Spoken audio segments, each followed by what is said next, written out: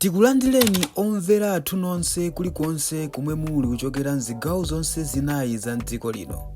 Dziwani kuti ife Dreams Media timakunyadirani kwambiri chifukwa munapanga chisankho chotsatira ife kuti tizikupatsirani zonse zomwe zikuchitika mdziko muno. Okay, so this is gonna be a different version. But do you see these two people behind me? These two people behind me, the one on the left is Sean Campondeni. He is the son-in-law of the man on the right, President Lazarus Chakwera. Now, I want to give you a background of these two people. First of all, I think I need to take you back to when they came to Malawi and presented a fake investment package of $6 billion. These two managed to fool Malawians into believing that they had secured a $6 billion project, which was a lie. The project was with a German, European company that is run by Nigerian guys. It's called Bridgen Foundation. The project was to scam the Malawi Central Bank. Their intent behind it was to raise a bank guarantee or instrument, a financial instrument from the people of Malawi so that it can be monetized outside of the country, especially in Germany or America, New York. These two planned it well.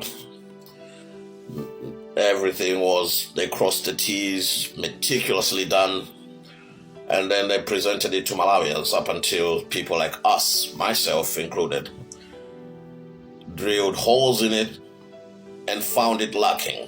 There was the company or the foundation did not have the capacity to raise $6 billion to invest in Malawi. Not only that, but they've tried it to different African countries, including Uganda, Kenya, and Zambia. They had made intention to do it in Tanzania too. They tried to coerce newly elected presidents of Africa who are blind, who are not privy to how bank guarantees operate and work. They tried to speed up the process because Chakwera has never been in any business meeting. He doesn't understand business. He's never been a businessman. His life has been that of a pauper in Malawi. Everybody knows it. He was a preacher. He was a preacher at Assemblies of God Church, and he was, his tenure there was riddled in corruption. This man is one of the most corrupt reverends ever. He actually mismanaged a lot of funding for the church. There was a church construction project that took years because he ate the money. So it was no shock to Malawians that they would attempt to dupe the central bank and make people believe that they had secured a deal for $6 billion with Sean Campondeni as a spokesperson of the Bridgen Foundation in Malawi. There is a video which I will post later where Sean Campondeni is thanking Bridgen Foundation. That, oh my God, when I saw this project, I said, thank you, Lord. And his father-in-law was like, thank you. It's like manna from heaven. What they wanted to do was to actually steal from poor tax-paying Malawians. But we exposed it. Today, the two of them have been kicked out of the State House.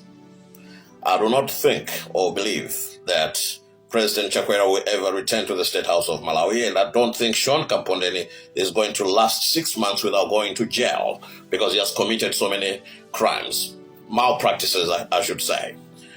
One of them being that they've externalized a lot of money. They have bought houses outside of Malawi. I'm talking about Indiana in America, where Sean has a house. Sean, just 2020, he could not even afford to put gas in his car. He could not even afford to live a decent lifestyle. Was able to purchase a house in the United States of America. The father-in-law externalized money in total of $750,000 US to a butcher, an abattoir in London, facilitated by his daughter that he appointed into the Malawi High Commission in the United Kingdom.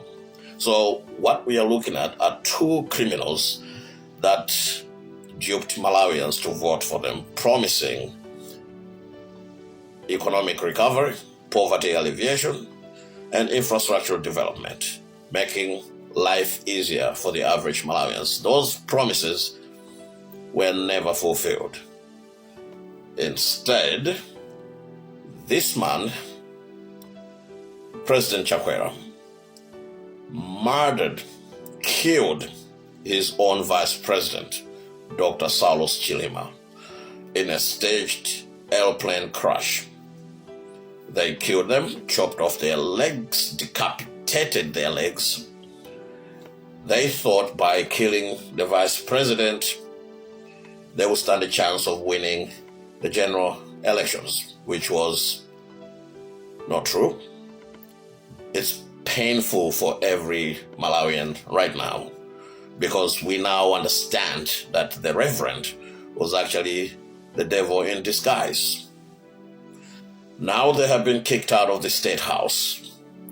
These people, these two guys, actually it was Sean Kamponden, now the son-in-law, who was taking responsibility of handing over the state residences over to the newly elected political party.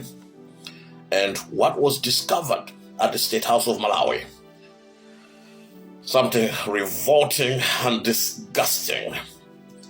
These people smeared human feces on the walls of the State House of Malawi. Can you believe that? They have destroyed the State House on their departure. Instead of leaving that place, it's our kingdom, it's our sanctuary, it's the house where we put elected leaders. Fecal smear on the walls, chandeliers broken down, carpets taken out, sinks. They have looted the whole place. Sean Kamponden was the one in charge, this guy. Can you believe that? So we will be updating you, but I think we're going to push for prosecution of these two. If it's not for Bridget Foundation, the $6 billion, it's going to be for his externalization of fertilizer subsidy money, which went to a butcher in London, and for Sean's unexplained wealth. Thank you very much. Tikuyamikeni komanso kuthokozani popanga chisankho chokhala pamenepa kumvetsera komanso kuonera zomwe takubweretserani. Chomwe tingakupempheni choti ngati mulalendo pamudzi pano tapangani subscribe, chifukwa mukatero inu ndife tidzendera limodzi kuyambira lero mpaka na masiku omwe akubwera kusogoloko.